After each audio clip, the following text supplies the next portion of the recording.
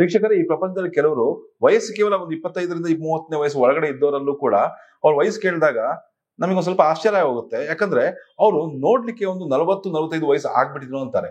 ಇನ್ನು ಕೆಲವರು ವಿಚಿತ್ರವಾಗಿ ವಯಸ್ಸು 40-45 ಆಗಿರುತ್ತೆ, ಆದ್ರೆ ಅವ್ರ ಚರ್ಮ ಮಾತ್ರ 28ರಿಂದ 30 ತನಕ ಒಂಥರ ತಾರುಣ್ಯ ಭರಿತವಾಗಿ ತ್ವಚೆ ಚೆನ್ನಾಗಿರುತ್ತೆ. ಈ ತರ ಒಂದು ಚರ್ಮದ ಆರೋಗ್ಯನ ಮೇಂಟೈನ್ ಮಾಡ್ಲಿಕ್ಕೆ ಅಥವಾ ಹಾಳಾಗ್ಲಿಕ್ಕೆ ಅವ್ರು ಯೂಸ್ ಮಾಡುವಂತ ಕಾಸ್ಮೆಟಿಕ್ಸು, ಕ್ರೀಮ್ಸು, ಈ ಹೊರಗಡೆಯಿಂದ ಅಪ್ಲೈ ಮಾಡುವಂತ ಬಾಯ ಸೌಂದರ್ಯವರ್ಧಕ ಸಾಧನಗಳಿಂದ ಮಾತ್ರ ಸಾಧ್ಯನಾ, ಅಥವಾ ಅದಕ್ಕೆ ಬೇರೆ ಯಾವ್ದಾದ್ರು ಮಾನದಂಡ ಇದೆಯಾ ಅನ್ನೋದ್ರ ಬಗ್ಗೆ ಈ ವಿಡಿಯೋದಲ್ಲಿ ನಾನು ಡಿಸ್ಕಸ್ ಮಾಡಕ್ಕೆ ಇಷ್ಟಪಡ್ತೇನೆ.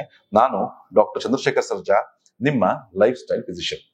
ವೀಕ್ಷಕರೇ, ಚರ್ಮದ ಆರೋಗ್ಯವನ್ನು ಚೆನ್ನಾಗಿ ಇಟ್ಕೋಬೇಕು ಅಂದವರಲ್ಲಿ ಮೊದಲಿಗೆ ಅರ್ಥ ಮಾಡ್ಕೋಬೇಕಾಗಿದ್ರು ಅವರ ಚರ್ಮದ ಒಂದು ಸ್ಟ್ರಕ್ಚರ್. ನಮ್ಮ ಚರ್ಮ ಆಕ್ಚುಲಿ ಯಾವ ವಸ್ತುಗಳಿಂದ ಮಾಡಲ್ಪಟ್ಟಿರುತ್ತದೆ, ನಮ್ಮ ಚರ್ಮದಲ್ಲಿ ಯಾವ ಯಾವ ರೀತಿಯ ಒಂದು ಕಾರ್ಯಗಳು ನಡೀತಾ ಇರುತ್ತೆ, ಮತ್ತು ಈ ಚರ್ಮದ ವಯಸ್ಸನ್ನ ಅಥವಾ ಆಯಸ್ಸನ್ನ ನಿರ್ಧಾರ ಮಾಡುವಂತ ಕೆಲವು ಇಂಪಾರ್ಟೆಂಟ್ ಫ್ಯಾಕ್ಟರ್ಸ್ ಯಾವುದು ಅಂತ ಅರ್ಥ ಮಾಡಬೇಕು. ಹಾಗಾಗಿ ಫಸ್ಟ್ ನೀವು ಈ ಚರ್ಮದ ಒಂದು ಲೇಯರ್ಗಳನ್ನ ಅರ್ಥ ಮಾಡಬೇಕು. ಒಂದು 3 ಲೇಯರ್ ಬಿಲ್ಡಿಂಗ್ ಇದ್ದಂಗೆ, 3 ಫ್ಲೋರ್ ಬಿಲ್ಡಿಂಗ್ ಇದ್ದಂಗೆ ನಮ್ಮ ಚರ್ಮ ಕೂಡ 3 ಫ್ಲೋರ್ ಇಂದ ಮಾಡಲ್ಪಟ್ಟಿರುತ್ತೆ. ಎಲ್ಲಕ್ಕಿಂತ ಕೆಳಗಡೆ ಇರುವಂತ ಲೇಯರ್ ಅಂತ ಹೇಳಿದ್ರೆ ಹೈಪೋಡರ್ಮಿಸ್, ಮಧ್ಯದ ಲೇಯರ್ ಅಂತ ಹೇಳಿದ್ರೆ ಡರ್ಮಿಸ್, ಅದು ಮೇನ್ ನಮ್ಮ ಸ್ಕಿನ್ ದ ಲೇಯರ್. ಅದರ ಮೇಲ್ಗಡೆ ಇರುವಂತದ್ದು ಎಪಿಡರ್ಮಿಸ್ ಅಂತ. ಈ ಎಪಿಡರ್ಮಿಸ್ ಎಲ್ಲಕ್ಕಿಂತ ಮೇಲ್ಗಡೆ ಭಾಗ ಇದೆಯಲ್ಲ, ಅದು ಕೂಡ 5 ಒಂದು ಲೇಯರ್ ಗಳಿಂದ ಮಾಡಲ್ಪಟ್ಟಿರುತ್ತದೆ. ಮೇಲ್ಗಡೆಯಿಂದ ಕೆಳಗಡೆ 5 ಲೇಯರ್. ಅದರಲ್ಲಿ ಎಲ್ಲಕ್ಕಿಂತ ಕೆಳಗಡೆ ಸ್ಟ್ರೈಟಮ್ ಬೆಸಾಲೆ ಅಂತ ಏನ್ ಹೇಳ್ತೀವಲ್ಲ, ಅಲ್ಲಿ ನಮ್ಮ ಚರ್ಮದ ಸೆಲ್ಸ್ ಉತ್ಪಾದನೆ ಆಗೋದು. ನಾರ್ಮಲ್ ಆಗಿ ಈ ಚರ್ಮ ಸೆಲ್ಸ್ ಉತ್ಪಾದನೆ ಆಗ್ಬಿಟ್ಟು 5ನೇ ಲೇಯರ್ಗೆ ಬಂದಾಗ 5ನೇ ಲೇಯರ್ ಬರೀ dead skin cells. Dead skins ಅಂದ್ರೆ ಕಾರ್ನಿಯೋಸೈಟ್ಸ್, ಅದು ಉದುರು ಹೋಗುತ್ತೆ. ಸಾಧಾರಣವಾಗಿ ಈ ಕೆಳಗಡೆ ಲೇಯರ್ ಇಂದ ಉತ್ಪಾದನೆ ಆಗಿರುವಂತ ಈ ಒಂದು ಚರ್ಮದ ಸೆಲ್ಸ್ ಎಲ್ಲಕ್ಕಿಂತ ಮೇಲ್ಗಡೆ 5ನೇ ಲೇಯರಿಗೆ ಬರ್ಲಿಕ್ಕೆ ಸಾಧಾರಣವಾಗಿ 28 ದಿವಸ ಹಿಡಿಯುತ್ತೆ. ಅದು ನಾರ್ಮಲಿ ಮನುಷ್ಯರಲ್ಲಿ ಆಗುವಂತ ಒಂದು ಪ್ರಕ್ರಿಯೆ. 28 ಡೇಸ್ ಅಲ್ಲಿ ಸ್ಟ್ರೈಟಮ್ ಬೆಸಾಲೆಯಿಂದ ಸ್ಟ್ರೈಟಮ್ ಕಾರ್ನಿಯೋಸಮ್ ತನಕ ಕಾರ್ನಿಯೋಸೈಟ್ಸ್ ಆಗ್ಬಿಟ್ಟು ಆಮೇಲೆ ಉದುರು ಹೋಗ್ಲಿಕ್ಕೆ ಅದು ಸ್ಟಾರ್ಟ್ ಆಗುತ್ತೆ. ಒಂದು ದಿವಸಕ್ಕೆ ಸಾವಿರಾರು ಲಕ್ಷಾಂತರ ಈ ಒಂದು ನಮ್ಮ ಸ್ಕಿನ್ ಸೆಲ್ಸ್, ಅದು ಚರ್ಮದ ಜೀವಕೋಶಗಳು ಉತ್ಪಾದನೆ ಆಗ್ತವೆ. ಸಾವಿರಾರು ಮತ್ತು ಲಕ್ಷಾಂತರ ಹಾಗೆ ಸಾಯ್ತವೆ, ಉದುರು ಕೂಡ ಹೋಗ್ತಾ ಇರ್ತವೆ. ಇದು ಒಂದು. ಇದ್ರಲ್ಲಿ ನಾರ್ಮಲ್ 28 ದಿನ ಆದ್ರೆ ಇದು ನಾರ್ಮಲ್ ಪ್ರಕ್ರಿಯೆ. ಆದ್ರೆ ಈ ಕೆಲವರಿಗೆ ಈಗ ಸೋರಿಯಾಸಿಸ್ ನಲ್ಲಿ ಫಾರ್ ಎಕ್ಸಾಂಪಲ್ 3 ದಿನಕ್ಕೆ ಪ್ರೊಡಕ್ಷನ್ ಆಗುತ್ತೆ, 3 ದಿನಕ್ಕೆ ಸ್ಕಿನ್ ಟರ್ನ್ ಓವರ್ ಆಗಿರುತ್ತೆ. ಸೊ ಇದಕ್ಕೆ ಒಂದು ಬೇರೆ ಬೇರೆ ಕಾರಣಗಳಿರ್ಬೋದು. ಆದ್ರೆ ಈ ಒಂದು ಮೇನ್ ಅರ್ಥ ಮಾಡ್ಕೋಬೇಕಾಗಿರೋದು ಇಷ್ಟೇ ದಿನ ಅಂತ ಇರುತ್ತೆ. ಅದಕ್ಕೊಂದು ಆಯುಸ್ಸು, ಒಂದು ಆರೋಗ್ಯ ಅಂತ ಇರುತ್ತೆ. ಅದ್ರ ಕೆಳಗಡೆ ಬರುವಂತ ಲೇಯರು ಡರ್ಮಿಸ್ ಅಂತ ಹೇಳಿದ್ನಲ್ಲ, ಇಲ್ಲಿ ನಮ್ದು ಹೇರ್ ಫಾಲಿಕಲ್ಸ್ ಇರುತ್ತೆ, ನಮ್ದು ಸ್ಕಿನ್ ಸೆಲ್ಸ್ ಇರುತ್ತೆ, ನಮ್ಮ ಸೀಬಲ್ ಪ್ರೊಡ್ಯೂಸ್ ಮಾಡುವಂತ ಆಯಿಲ್ ಸೆಕ್ರೀಟ್ ಮಾಡುವಂತ ಗ್ಲ್ಯಾಂಡ್ಸ್ ಇರುತ್ತೆ, ಸೆಬೇಷಿಯಸ್ ಗ್ಲ್ಯಾಂಡ್ಸ್ ಅಂತ ನಾವು ಅದಕ್ಕೆ ಹೇಳ್ತೀವಿ. ನರ್ವ್ ಎಂಡಿಂಗ್ಸ್ ಇರುತ್ತೆ, ಹೇರ್ ಫಾಲಿಕಲ್ಸ್ ಇರುತ್ತೆ, ಇವೆಲ್ಲ ಸ್ವೆಟ್ ಗ್ಲ್ಯಾಂಡ್ಸ್ ಇರುತ್ತೆ. ಇವೆಲ್ಲ ಒಂದು ಸಂಯೋಜನೆಗೊಂಡಿರುತ್ತೆ. ಈ ಡರ್ಮಿಸ್ ಅಲ್ಲಿ ಎಲ್ಲದು ಒಂದಕ್ಕೊಂದು ಅಂಟಿಕೊಂಡು ಸಂಯೋಜನೆಗೊಂಡಿರುತ್ತೆ. ಈ ಅಂಟಿಕೊಳ್ಳುವಂತ ಒಂದು ಮೇಜರ್ ಇಂಗ್ರೀಡಿಯೆಂಟ್ ಅಂತ ಹೇಳಿದ್ರೆ ಕೊಲಾಜನ್. ನೀವೆಲ್ಲ ಕೇಳ್ಬೋದು, collagen for skin, collagen creams ಇದೆ, ಕೊಲಾಜನ್ ಸಪ್ಲಿಮೆಂಟ್ಸ್ ಇದೆ, ಎಲ್ಲಾ ತರದ ಕೊಲಾಜನ್ ಸಪ್ಲಿಮೆಂಟ್ಸ್ ನೀವು ನೋಡಿರ್ತೀರಾ. ಸುಮಾರು ಅಡ್ವರ್ಟೈಸ್ಮೆಂಟ್ ಬರ್ತವೆ, ಕೊಲಾಜನ್ ಇಂಪ್ರೂವ್ ಮಾಡಿ ಚರ್ಮದ ತಾರುಣ್ಯವನ್ನು ಹೆಚ್ಚಿಸಿ, ಹಾಗೆ ಹೀಗೆ ಅಂತೆಲ್ಲ ಇರುತ್ತೆ. ಈ ಕೊಲಾಜನ್ ಒಂದು ಅರ್ಥ ಮಾಡ್ಕೊಳ್ಳಿ, ಇದು ಇಸ್ ಎ ಪ್ರೋಟೀನ್. ಇದು ವಯಸ್ಸಾಗ್ತಾ 30ನೇ ವಯಸ್ಸು ನಂತರ ತುಂಬಾ ಚೆನ್ನಾಗಿ ನಮ್ಮ ದೇಹದಲ್ಲೇ ಪ್ರೊಡ್ಯೂಸ್ ಆಗ್ತಾ ಇರುತ್ತೆ. ಈ ಕೊಲಾಜನ್ ಅನ್ನೋ ಒಂದು ವಸ್ತು ನಮ್ಮ ದೇಹದಲ್ಲಿ ಪ್ರೊಡ್ಯೂಸ್ ಆಗ್ಬೇಕು, ಇದು ಪ್ರೊಡ್ಯೂಸ್ ಆಗ್ತಾ ಇರುತ್ತೆ. ಆದ್ರೆ 30 ವಯಸ್ಸು ಆದ ನಂತರ ಪ್ರತಿ ವರ್ಷ 1% ಕಡಿಮೆ ಆಗ್ತಾ ಬರುತ್ತೆ. So after the age of 60-70 ನಿಮ್ಮ ದೇಹದಲ್ಲಿ ಇರುವಂತ ಒಂದು ಕೊಲಾಜನ್ ನ ಪ್ರೊಡಕ್ಷನ್ ನ ಒಂದು ಕೆಪಾಸಿಟಿ ಒಂದು ಕೇವಲ ನಮ್ಮ ವಯಸ್ಸಿನಲ್ಲಿ, ನಮ್ಮ ಪ್ರಾಯಾವಸ್ಥೆ ಇದ್ದಾಗ 25-30 ವಯಸ್ಸಿನಿಂದ 100% ಇದ್ರೆ 50-60ನೇ ವಯಸ್ಸಿನಲ್ಲಿ ಕೇವಲ 20% ಮಾತ್ರ ಕೊಲಾಜನ್ ಪ್ರೊಡಕ್ಷನ್ ನಮ್ಮ ದೇಹದಲ್ಲಿ ಆಗ್ತಾ ಇರುತ್ತೆ. ಆದ್ರಿಂದಾನೇ ಈ ಒಂದು ಚರ್ಮ ರಿಂಕಲ್ಸ್ ಆಗೋದು, ಸುಗ್ಗಟ್ಕೊಳ್ಳೋದು ಎಲ್ಲ ಸ್ಟಾರ್ಟ್ ಆಗುತ್ತೆ. ಈ ಕೊಲಾಜನ್ ನಮ್ಮ ದೇಹದ 30% ಪ್ರೋಟೀನ್ ಯೂಸ್ ಆಗೋದು ಈ ಕೊಲಾಜನ್. ನಮ್ಮ ದೇಹದಲ್ಲಿ ನಾವು ತಿನ್ನಂತ ಅಮೈನೋ ಆಸಿಡ್ಗಳಲ್ಲಿ ಅದು ಕೊಲಾಜನ್ ಕನ್ವರ್ಟ್ ಆಗಿ ಯೂಸ್ ಆಗುತ್ತಲ್ಲ, ಅದರಲ್ಲಿ 30% ಕೊಲಾಜನ್. ಹಾಗಾಗಿ ಈ ಕೊಲಾಜನ್ ಹೆಂಗೆ ಅಂತ ಹೇಳಿದ್ರೆ ಈ ಕಾಟನ್ ಬಟ್ಟೆಗೆ ಸ್ಟಾರ್ಚ್ ಇದ್ದಂಗೆ. ಈ ಕಾಟನ್ ಬಟ್ಟೆಗೆ ಸ್ಟಾರ್ಚ್ ಆದಾಗ ಹೆಂಗೆ ಎಲ್ಲ ರಿಂಕಲ್ಸ್ ಎಲ್ಲ ಹೋಗ್ಬಿಟ್ಟು ಇದಾಗುತ್ತೋ, ಐರನ್ ಮಾಡ್ದಂಗೆ ಆಗುತ್ತೋ, ಈ ಕೊಲಾಜನ್ ಮಾಡೋ ಕೆಲಸನೂ ಅಷ್ಟೇ. ಎಲ್ಲದನ್ನು ನೀಟಾಗಿ ಇಟ್ಬಿಟ್ಟು ಈ ಸುಕ್ಕುಗಳನ್ನೆಲ್ಲ ತೆಗೆದಾಕುವಂತ ಕೆಲಸ ಮಾಡೋದೇ ಈ ಕೊಲಾಜನ್ ಅಂತ ಒಂದು ವೆರಿ ಎಸೆನ್ಷಿಯಲ್ ಆಗಿರುವಂತ, ನಮ್ಮ ದೇಹಕ್ಕೆ ಬೇಕೇ ಬೇಕಾಗಿರುವಂತ ಒಂದು ಪ್ರೋಟೀನ್. ಈ ವಯಸ್ಸಾಗ್ತಾ ಇದ್ದಂಗೆ ನಾಶ ಆಗಿ ಹೋದ ಮೇಲೆ ಈ ನಮ್ಮ ಚರ್ಮ ಸುಕ್ಕುಗಟ್ಲಿಕ್ಕೆ ಇದೇ ಕಾರಣ. ಚರ್ಮದ ಪ್ರಾಯ ಜಾಸ್ತಿಯಾಗಿ ಕಾಣಿಸ್ಕೊಳ್ಳಿಕ್ಕೂ ಕೂಡ ಇದೇ ಕಾರಣ. ಜೊತೆಗೆ ಬೇರೆ ಫ್ಯಾಕ್ಟರ್ಸ್ ಇದೆ, ಲೈಕ್ ಒಮೆಗಾ 3 ಇರ್ಬೋದು, ಅಥವಾ ವೈಟಮಿನ್ ಡಿ ಇರ್ಬೋದು, ಅಥವಾ ವೈಟಮಿನ್ ಸಿ ಇರ್ಬೋದು. ಅದು ಕೂಡ ಈ ಕೊಲಾಜನ್ ಸರಿಯಾಗಿ ಪ್ರೊಸೆಸ್ ಮಾಡ್ಲಿಕ್ಕೆ ಸಹಾಯ ಮಾಡುವಂತ ಕೆಲವು ವಸ್ತುಗಳು. ಹಾಗಾಗಿ ಈ ಕೊಲಾಜನ್ ಸರಿಯಾಗಿ ನಾವು ದೇಹದಲ್ಲಿ ನಾವು ಅವಶ್ಯಕತೆ ಇದ್ದಷ್ಟು ಕೊಡ್ತಾ ಬಂದಲ್ಲಿ ಖಂಡಿತವಾಗ್ಲೂ ನಮಗೆ ಈ ಚರ್ಮದ ಮುಂದಿನ ಬರುವಂತ ಈ ತರ ಬರುವಂತ ಸಮಸ್ಯೆಗಳನ್ನ ನಾವು ದೂರ ಇರ್ಬೋದು. ಹಾಗಾಗಿ ಈ ಕೊಲಾಜನ್ ಜಾಸ್ತಿ ಮಾಡ್ಕೊಳ್ಳೋದು ಹೇಗೆ ವೀಕ್ಷಕರೇ? ಈ ಒಂದು ಕೊಲಾಜನ್ ಅನ್ನೋದು ನಾವು ಹೊರಗಡೆಯಿಂದ ತಗೋಬೇಕು ಅಂದ್ರೆ, ಕೊಲಾಜನ್ ಡೈರೆಕ್ಟ್ ಆಗಿ ನಾವು ಹೊರಗಡೆಯಿಂದ ತಗೋಬೇಕು ಅಂತ ಹೇಳಿದ್ರೆ ಇದು ಸಿಗುವಂತದ್ದು ಕೇವಲ ನಾನ್ ವೆಜಿಟೇರಿಯನ್ ಸೋರ್ಸಸ್ ಅಲ್ಲಿ ಮಾತ್ರ. ಈಗ ಸುಮಾರು ಜನ ಹೇಳ್ತಾರೆ ಪ್ಲಾಂಟ್ ಬೇಸ್ಡ್ ಕೊಲಾಜನ್ ಅಥವಾ ಪ್ಲಾಂಟ್ ಕೊಲಾಜನ್ ಅಂತ ಎಲ್ಲ ಹೇಳ್ಕೊಂಡು ಸುಮಾರು ಪ್ರಾಡಕ್ಟ್ಸ್ ಮಾರ್ಕೆಟ್ ಅಲ್ಲಿ ಇದೆ. ಇದು ಒಂದು ಶುದ್ಧ ಸುಳ್ಳು ಮತ್ತು ಫ್ರಾಡ್ ಅಂತ ಹೇಳಕ್ ಇಷ್ಟಪಡ್ತೀನಿ. ಯಾಕಂತ ಹೇಳಿದ್ರೆ ಕೊಲಾಜನ್ ನಿಮಗೆ ಪ್ಲಾಂಟ್ ಸೋರ್ಸಸ್ ಅಲ್ಲಿ ಸಿಗದೇ ಇಲ್ಲ. ಹಾಗಾಗಿ ನೀವು ಹೆದರಿಕೆ ಮಾಡಬೇಡಿ. ಯಾಕಂದ್ರೆ ಸರ್ ಹಂಗಾದ್ರೆ ವೆಜಿಟೇರಿಯನ್ಸ್ ಕಥೆ ಏನು ಸರ್ ಅಂತ ಕೇಳಬೇಡಿ. ಯಾಕಂದ್ರೆ ಅದಕ್ಕೂ ಕೂಡ ಒಂದು ಟೆಕ್ನಿಕ್ ಇದೆ, ಅದನ್ನು ಕೂಡ ನಾನು ಹೇಳ್ತೀನಿ. ನಮ್ಮ ದೇಹ ಕೊಲಾಜನ್ ಹೇಗೆ ಉತ್ಪಾದನೆ ಮಾಡುತ್ತೆ ಅಂತ. ಅದಕ್ಕಿಂತ ಮುಂಚೆ ನಾನ್ ವೆಜ್ ಸೋರ್ಸಸ್ ಅಲ್ಲಿ ಯಾವ್ದ್ರಲ್ಲಿ ಜಾಸ್ತಿ ಇದೆ ಕೊಲಾಜನ್? ಅದ್ರಲ್ಲಿ ಎಸ್ಪೆಷಲಿ ಈ ಬೋನ್ ಸೂಪ್ ಅಂತ ಹೇಳ್ತಾರಲ್ಲ, ಈಗ ಬೋನ್ ಬ್ರಾತ್ ಅಂತ ಹೇಳ್ತೀರಾ, ಬೋನ್ ಸೂಪ್, ಕಾಲ್ ಸೂಪ್ ಅಂತ ಹೇಳ್ತೀರಾ ನೋಡಿ. ಹಿಂದಿನ ಕಾಲದಿಂದ ಯಾರಿಗಾರು ಆಪರೇಷನ್ ಆಯ್ತು ಅಂತ ಹೇಳಿದ್ರೆ, ಫ್ರಾಕ್ಚರ್ ಆಯ್ತು ಅಂತ ಹೇಳಿದ್ರೆ, ಸ್ಕಿನ್ ಅಲ್ಲಿ ಡ್ಯಾಮೇಜ್ ಆಯ್ತು ಅಂತ ಹೇಳಿದ್ರೆ, ಚರ್ಮ ಸೂಚರ್ ಮಾಡಾಕಿದ್ದಾರೆ, ಅದು ಮತ್ತೆ ಹೀಲ್ ಆಗ್ಬೇಕು ಅಂತ ಹೇಳಿದ್ರೆ ಒಂದು ತಿಂಗಳು ನೀವು ರೆಸ್ಟ್ ತಗೊಳ್ಳಿ, ಕಂಪ್ಲೀಟ್ ಆಗಿ ಬೋನ್ ಸೂಪ್ ನ ಡೈಲಿ ಕೊಡ್ತಾ ಬನ್ನಿ, ಇಂಪ್ರೂವ್ ಆಗುತ್ತೆ ಅಂತ. ಸಡನ್ ಆಗಿ ಏನಂದ್ರೆ ಒಂಥರ ಎಲಿಕ್ಸಿರ್ ತರ ಕೆಲಸ ಮಾಡುತ್ತೆ, ನಮ್ಮ ದೇಹವನ್ನ ರಿಕವರೇಟ್ ಮಾಡುತ್ತೆ, ಕೊಲಾಜನ್ ಪ್ರೊಡಕ್ಷನ್ ಜಾಸ್ತಿ ಮಾಡುತ್ತೆ.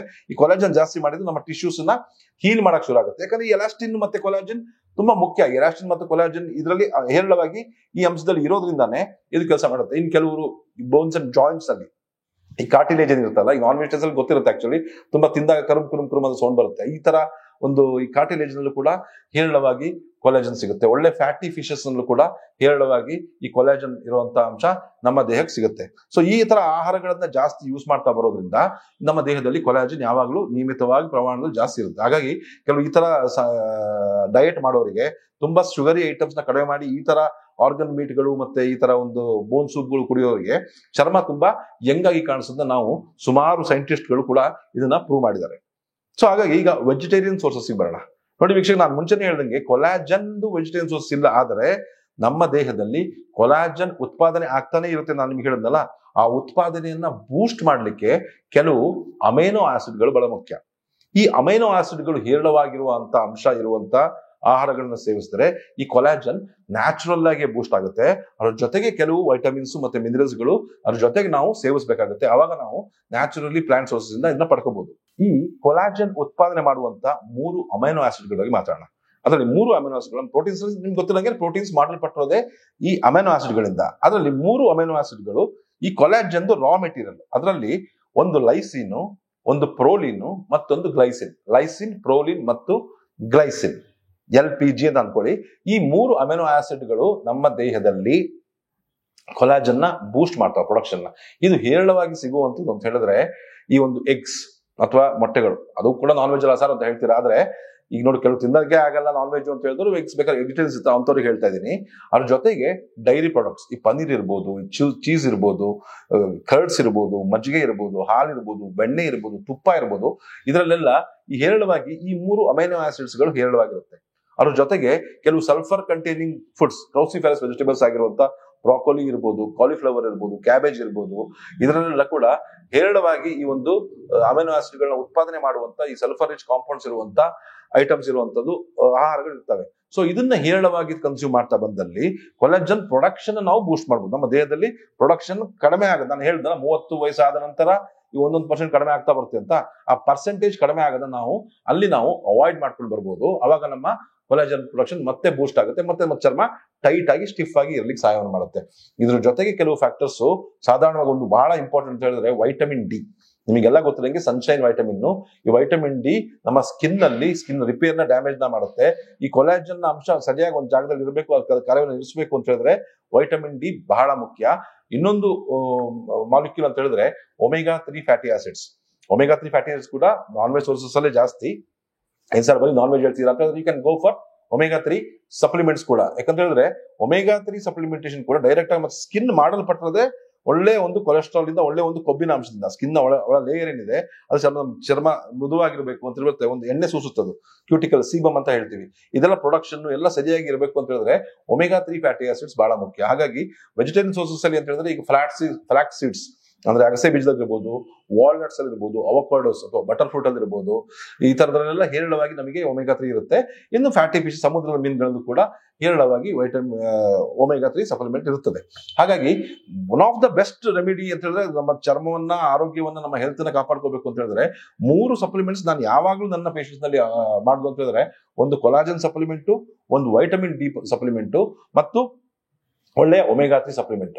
ಇದರ ಜೊತೆಗೆ ಈ ಒಂದು ಕೊಲಾಜನ್ ಸರಿಯಾಗಿ ಕಾರ್ಯವನ್ನು ನಿರ್ವಹಿಸಬೇಕು. ಪ್ರೊಡಕ್ಷನ್ ಆಯ್ತು, ಅದನ್ನು ಮೇಂಟೈನ್ ಆಗಬೇಕು. ಕೊಲಾಜನ್ ನಾಶ ಆಗಬಾರದು ಅಂತ ಹೇಳಿದ್ರೆ ನಮಗೆ ಒಳ್ಳೆಯ ಆಂಟಿ ಆಕ್ಸಿಡೆಂಟ್ಸ್ ಬೇಕು. ಅದರಲ್ಲಿ ವೈಟಮಿನ್ ಸಿ ಬಹಳ ಮುಖ್ಯ. ನಮಗೆಲ್ಲ ಗೊತ್ತಿರಂಗೆ ವೈಟಮಿನ್ ಸಿ ಹೇರಳವಾಗಿ ಸಿಗುವಂತದ್ದು ನಮ್ಮ ಆಮ್ಲ ಅಥವಾ ಗೂಸ್ಬೆರಿ, ನೆಲ್ಲಿಕಾಯಿನಲ್ಲಿ ಹೇರಳವಾಗಿರುತ್ತೆ. ಸೀಬೆಹಣ್ಣು 100 ಗ್ರಾಮ್ನಲ್ಲಿ ಹೆಚ್ಚುಕೊಂಡು ನಮಗೆ ದಿವಸಕ್ಕೆ ಬೇಕಾಗಿರುವಷ್ಟು ವೈಟಮಿನ್ ಸಿ ಅಲ್ಲಿ ಸಿಕ್ಬಿಡುತ್ತೆ. ಆಕ್ಚುಲಿ 500 ಮಿಲಿಗ್ರಾಮ್ ವೈಟಮಿನ್ ಸಿ ನಮ್ಮ ದೇಹಕ್ಕೆ ಬೇಕೇ ಬೇಕು. ಸೊ ವೈಟಮಿನ್ ಸಿ ಹೇರಳವಾಗಿದ್ದಾಗ ನಮ್ಮ ಚರ್ಮಕ್ಕೆ ಒಳ್ಳೆ. ನೋಡಿ, ನೀವು ನೋಡಬಹುದು ಸುಮಾರು ಸೀರಮ್ಗಳಲ್ಲೆಲ್ಲ ವೈಟಮಿನ್ ಸಿ ಎಲ್ಲ ಅಂಶ ಜಾಸ್ತಿ ಇರುತ್ತೆ. Vitamin C serum, vitamin C face packs, vitamin C lotions, vitamin C ಕ್ರೀಮ್ಗಳು ನೀವು ಸಾಧಾರಣವಾಗಿ ನೋಡಿದೀರಾ. ಇದಕ್ಕೆ ಕಾರಣನೇ ಮುಖ್ಯ ಅಂತ ಹೇಳಿದ್ರೆ, ಈ ಕೊಲಾಜನ್ ಸರಿಯಾಗಿ ಕೆಲಸ ಮಾಡಬೇಕು ಅಂದ್ರೆ ಕೊಲಾಜನ್ ಜೊತೆಗೆ ವೈಟಮಿನ್ ಸಿ ಇರಬೇಕು. ಸೊ ಹಾಗಾಗಿ ವೈಟಮಿನ್ ಸಿ ರಿಚ್ ಇರುವಂತಹ ಫುಡ್ಸ್ ನ ತಗೊಳ್ತಾ ಬರೋದ್ರಿಂದ ಈ ಒಂದು ಕೊಲಾಜನ್ ಸರಿಯಾಗಿ ಇದಾಗುತ್ತೆ. ಹಾಗಾಗಿ ಕೊಲಾಜನ್ ಸಪ್ಲಿಮೆಂಟ್ ಡೈರೆಕ್ಟ್ ಆಗಿ ತಗೊಳ್ಳಿ, ಇಲ್ಲ ಅಂದ್ರೆ ಕೊಲಾಜನ್ ನ ಹೆಚ್ಚು ಇರುವಂತ ಆಹಾರಗಳನ್ನು ಸೇವಿಸಿ, ಅಥವಾ ಕೊಲಾಜನ್ ನಮ್ಮ ಜೊತೆಲಿ ಪ್ರೊಡಕ್ಷನ್ ಮಾಡಕ್ಕೆ ಯೂಸ್ ಆಗುವಂತ ಈ ಅಮೈನೋ ಆಸಿಡ್ಗಳನ್ನ ಸೇವಿಸಿ, ಜೊತೆಗೆ omega 3, vitamin D, vitamin C ಇದ್ದಲ್ಲಿ ಚರ್ಮದ ಆರೋಗ್ಯ ಹೇರಳವಾಗಿರುತ್ತೆ, ಮುಖ ಕಾಂತಿಯುತವಾಗಿರುತ್ತೆ, ಸುಕ್ಕು ನೆರಿಗೆಗಳು ದೂರ ಆಗುತ್ತೆ, ನಮ್ಮ ಚರ್ಮ ಕಾಂತಿಯುತವಾಗಿ ತಾರುಣ್ಯಭರಿತವಾಗಿ ಇರೋದ್ರಲ್ಲಿ ಯಾವ ಸಂಶಯನೂ ಇಲ್ಲ. ಇದನ್ನ ಖಂಡಿತವಾಗ್ಲೂ ಟ್ರೈ ಮಾಡಿ ನೋಡಿ. ಇದೇ ತರ ಮತ್ತೊಂದು ವಿಡಿಯೋ ನಿಮ್ಮನ್ನು ಭೇಟಿ ಆಗ್ತೀನಿ. ಈ ಕಂಟೆಂಟ್ ಇಷ್ಟ ಆಗಿದ್ರೆ ಬೇರೆಯವರಿಗೂ ಶೇರ್ ಮಾಡಿ, ನಮ್ಮ ಚಾನಲ್ ಸಬ್ಸ್ಕ್ರೈಬ್ ಮಾಡಿ. Thank you very much.